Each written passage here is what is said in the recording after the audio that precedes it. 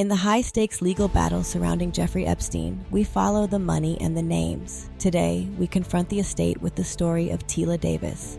Teila Davies' complaint in the Southern District of New York outlines allegations against the executors of Jeffrey Epstein's estate. It details the nature of the action, focusing on Epstein's manipulation and abuse of Davies, starting when she was 17. The factual allegations describe Teila Davies' challenging circumstances at age 17. Epstein's manipulation led to her dependency on him, resulting in repeated sexual abuse. The document highlights her early life struggles and Epstein's exploitation of her vulnerabilities. Teila's first meeting with Epstein was in 2002. Epstein's promises of educational opportunities in Spain were used to manipulate her. The narrative describes how Epstein's initial generosity masked his ulterior motives, leading to a pattern of abuse. Within the same year, Epstein flew Teila to his New Mexico ranch, where the abuse was first initiated with two of his female co-conspirators. The lawsuit further describes Epstein's power dynamics and manipulation, making Teila feel vulnerable and trapped. It outlines the beginning of a long-term pattern of exploitation. The lawsuit further recounts Epstein's continued abuse across various locations, including New York and Florida. It highlights the psychological impact on Teila, who felt intimidated and fearful. The narrative emphasizes Epstein's control over his victims' lives and movements, further describing Epstein's total control over Teila's life and using her as a sexual object. The court documents detail her isolation and despair, leading to an eating disorder. Epstein's manipulation ensured she felt dependent on him, exacerbating her emotional turmoil. Teila's life post-abuse is characterized by struggle and recovery, raising 3 children and dealing with psychological trauma. And for all those who are simply ready for the truth, this is your chance to like, subscribe, and share so you can always head over to the Unredacted Truth, where we fill in the gaps and help us continue to support the victims by telling their stories and giving them their These are the voices. factual allegations of Jane 2, Teila Davies. I'm here to set an example and inspire all victims of sexual abuse to conquer their fear and tell someone. It's not only cleansing, but you will be heard, and people will listen. I am here for them. I was only 17. I was the perfect victim. I was on my own and I needed help. Jeffrey Epstein preyed upon me. He put me in a vulnerable and dependent situation and took advantage of me. I was only 17 years old. I was a little girl. It took me a long time to break free from his mind control and abuse. It wasn't a clean break either. I still have flashbacks. It still hurts. And like I said, I am still scared. I am healing from this every day. This complaint that I filed today is a part of that healing. Hi, I'm Sonia, the girl with the answers to your most important Epstein questions. Back again to fill in the gaps left every week and every day when you know the pros to the reporting. Now, what you're about to get from me, and not the others, or anyone else for the matter of fact, is the truth. The facts as originally investigated, filed, submitted, and recorded. No reductions. That's right. The truth. The complete truth. The whole truth.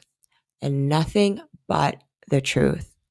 So help me God, I am about to give it raw. Last week, we focused on the financial pipeline and the allegations against James Stolley, the then head of JP Morgan's private banking division, and how Stolley and Jeffrey Epstein's working relationship helped Epstein develop the key to expanding his exploitation, abuse, and trafficking operation. We also started to deep dive into the second segment of this series, which is the victim stories. And we heard the harrowing and tragic story of Jane Doe 1. We also heard her allegations against S.D.N.Y, his alleged direct and violent involvement in her own abuse and trafficking.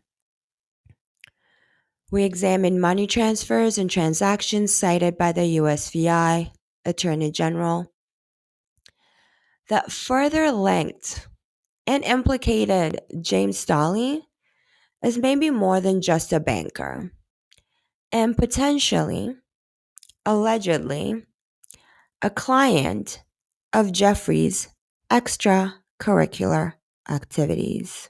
Now that we've seen the code words, Snow White, Beast, the money transfers, and evidence suggesting a pattern of exploitation masked by corporate and government powers.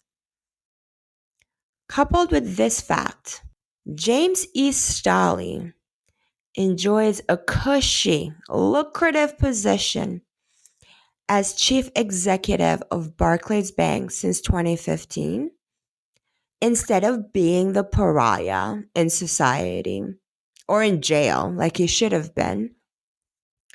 I want to hear all your thoughts. Please leave a comment below.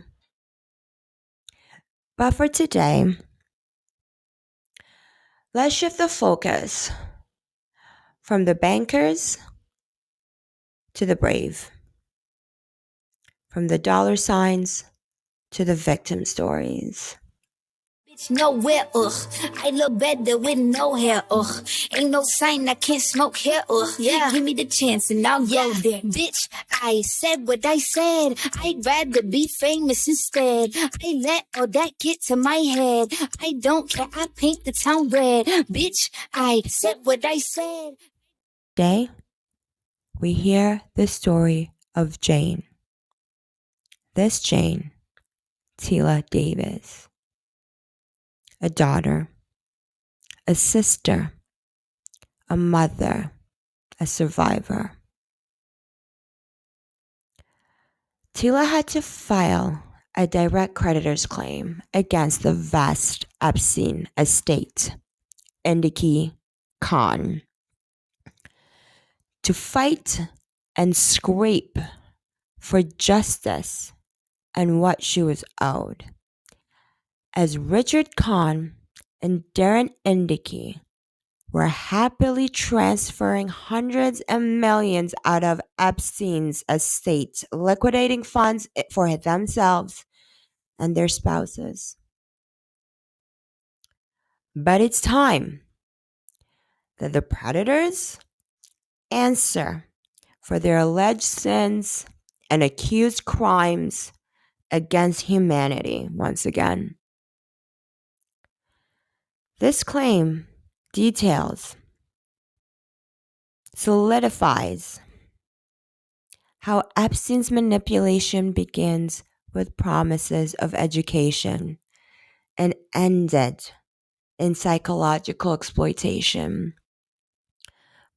In this week's Epstein's document dump, we continue our focus on those who step forward.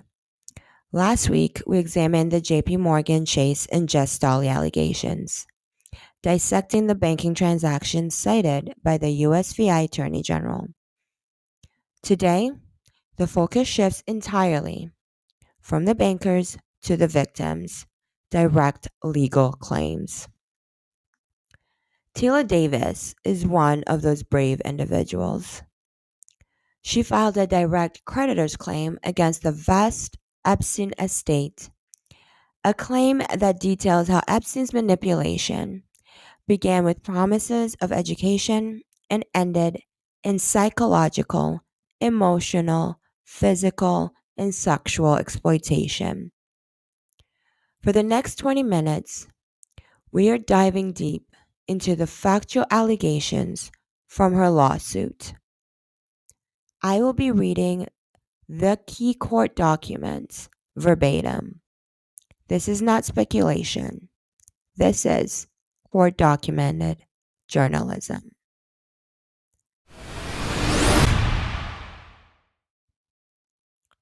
When Teila was 17 years old, Jeffrey Epstein manipulated her, like he did so many other girls, into being completely dependent on her, and then assaulted her on numerous occasions. He continued this pattern of manipulation and sexual assault for so many years, numerous years, leaving Teila with deep emotional wounds.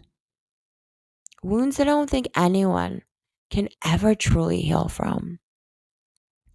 Now, like many of the other Epstein victims, by age 17, Teila had gone through a lot of tremendously challenging situations. At 11 years old, she was homeless for a year, staying with different friends and essentially couch hopping, only seeing her mother about once a week. By 15, Teila had to work to support herself. And at 16, Teila's living situation became unstable once again. So she moved to LA to live with her older sister. An older sister who was 5 years older than her and had previously met Epstein and actually had already traveled with Epstein. But Teila didn't know this. Once Teila was in LA, she got a job at a hair salon working full-time, eventually getting her GED. She attempted to go back to finish her high school once she moved to LA with her sister, but she couldn't because she had to work full-time to take care of herself. Now, about a year and a half into her working full-time and living in LA, Teila's sister approached her and talked to her about a man she knew called Jeffrey Epstein. She described him as a generous, wealthy person who helped make it possible for people to attend college. Her sister told Teila that Epstein had heard her story and really wanted to help her. Unbeknownst to 17-year-old Teila, Epstein had been manipulating and also sexually abusing her sister. Epstein's power and control of Teila's sister just made it impossible for her to say anything. And although we don't have all the details of the dynamic between Teila's sister and Epstein and what was going through her mind at that time, we can easily and simply reference a very, very similar story of another survivor that has come out. We can reference the story of Maria and Annie Farmer. Let's watch this clip from Netflix documentary Filthy Rich on Jeffrey Epstein. One day, Jeffrey Epstein said, I would like to know, how many siblings you have. And I described that I had 2 sisters. And I told him that my sister Annie was very intelligent and has hopes and dreams for a career, probably an Ivy League. I was 16 years old, and it was my junior year in high school. Maria was living in Manhattan and had told us that she'd gotten a job, a great job, working for this man, Jeffrey Epstein, and that he, might be interested in helping me in some way. He had proposed it would be helpful for me to go on some kind of international trip to Thailand and Vietnam in order to build up my resume and to be more appealing for a competitive school. He agreed that he would pay for that trip. At the time, it seemed very expensive, so I was just feeling really grateful for that.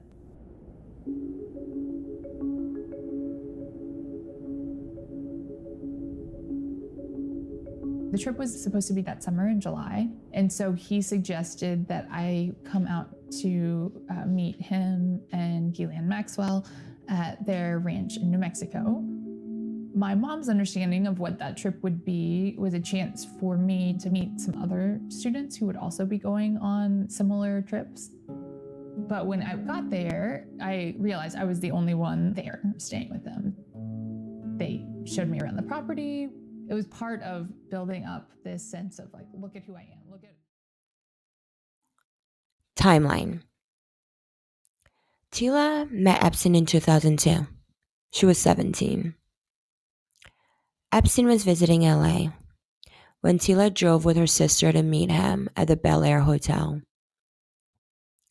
During that first meeting, Epstein lays on a bed in his massive hotel suite, fully clothed.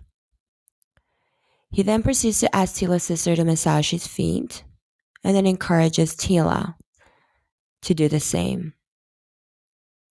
After that, Epstein takes them shopping and insists on buying vulnerable Teila a whole bunch of stuff. After that meeting, Epstein makes sure to keep in touch with 17-year-old Teila over many frequent phone calls. Epstein steers the conversation towards Teila's career goals and how he can help her achieve them. He says he just wants to help guide her to a better life. Epstein offers to send Teila to school to learn hairdressing on one of these phone calls. But Teila makes it clear that's not what she wants to do for the rest of her life. Teila just lets him know how she's so passionate about languages and loves people, and how her dream is to be a translator. Epstein then suggests that he would pay for Teila to study in Spain for a semester. Why not? Soon after, Epstein hurries to help her obtain a letter of recommendation from her high school counselor and helps her get accepted to study Spanish at the University of Madrid. You can imagine any 17-year-old. Teila was over the moon, feeling like, oh my gosh, I can't believe this. Like, my dreams are finally here. How lucky am I? My dreams are coming true. Epstein, on the other hand, definitely made her know, feel, and understand that she is only getting to live her dreams because of him. But Teila, so excited, began preparing to study abroad and pursue her dream career. She gave notice to the salon, gave up her apartment in LA, all preparing, knowing she was about to move to Spain. However, before Teila left for school, Epstein began what would become a long pattern of using her as another one of his sexual objects. Around the summer of 2002, Epstein invites Teila and her sister to his ranch in New Mexico. Teila at this time has no reason to be afraid of Epstein. Since their very first meeting, Epstein had been nothing but kind and generous to her. When Teila gets to Epstein's ranch, Epstein's two close associates, or as I like to call them, Thing 1 and Thing 2, Ghislaine Maxwell and Sarah Kellen, are also there. Ghislaine, as she does with all unsuspecting new girls, puts on her mothering and nurturing act, asking Teila about her life. She also takes Teila horseback riding. Sarah Kellen, on the other hand, asks Teila to go swimming. After the swim, Epstein asks Teila to go into a massage room with him and Sarah Kellen. Sarah Kellen begins to massage Epstein, and Teila innocently joins in, thinking it's just the same thing as she had done when her sister massaged Epstein's feet. At that point, Epstein begins to fondle Sarah Callan and takes off Callan's shirt. Teila obviously becomes very uncomfortable as the massage quickly and unexpectedly turns sexual. Epstein then reaches down inside the front of Teila's bathing suit bottoms. Teila begins to cry. Epstein either ignores her cries or enjoys them and masturbates to completion. Sarah Callan obviously didn't do anything of significance to ease the situation as Teila was standing in that massage room being violated. Jeffrey Epstein had arranged everything to ensure that Teila was completely at his mercy before he attacked.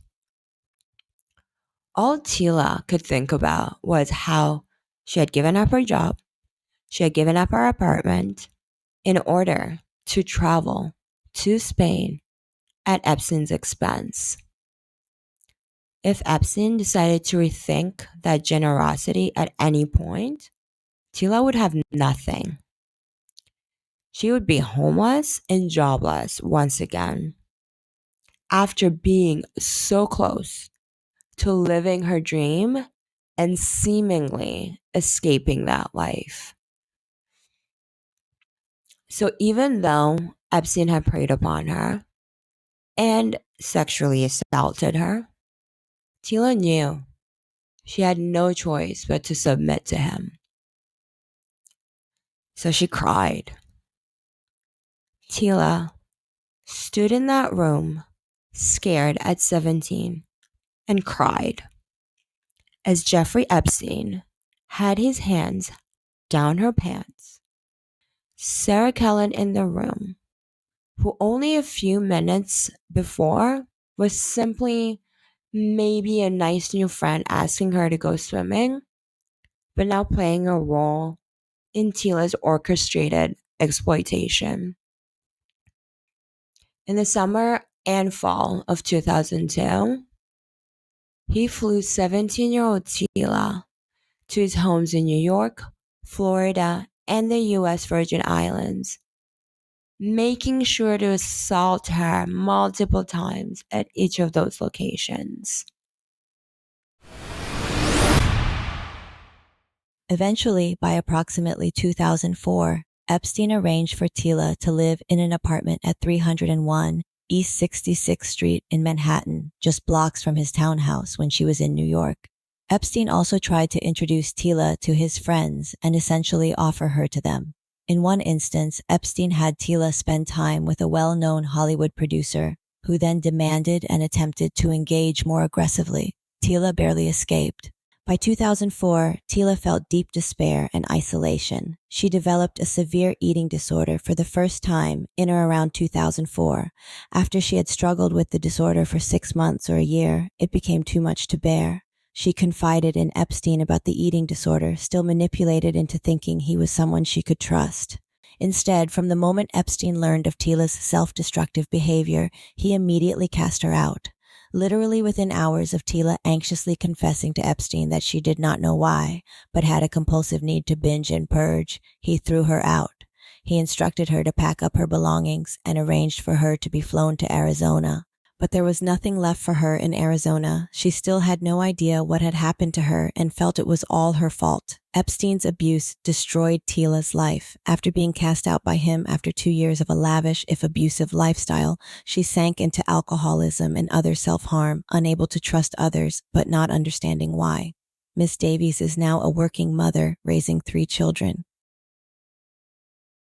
And now we pivot to a massive development. Virginia Giuffre's newly dropped memoir called Nobody's Girl. Age of 41. In the years leading up to her death, she co-wrote a memoir, which was released this week. In the book, Nobody's Girl. In this, near the end of the book, she says, "I don't regret it, but the constant telling and retelling has been extremely painful and exhausting. With this book, I seek to free myself from my past." You worked with her for 4 years. How do you think she would feel to have this out in the public now?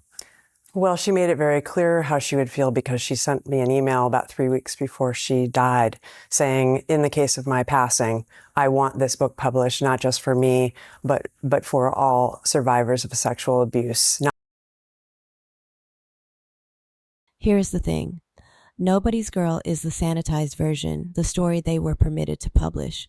The real truth lies in her original suppressed memoir, The Billionaire's Playboy Club, which they fought tirelessly to hide, discredit, and shut down. Virginia never wanted to hide or wait for the names to be revealed. Next week, Virginia Roberts speaks from beyond the grave, using her original words to point directly at each of her abusers. We will finally hear the unredacted allegations from the Billionaire's Playboy Club as filed in court. Chapters 1 through 5 are already published and live on the Unredacted Truth podcast. Check out Virginia's playlist immediately, the unredacted testimony, and unveil the truth for yourself. Please help me continue to do what is right instead of playing the political game. Let the truth out and give the victims their voices back. The easiest way to support this mission is simple: like, share, and subscribe. Let me know what you think about these new revelations, or if you have any other topics or suspects you'd like me to cover next in the comments below.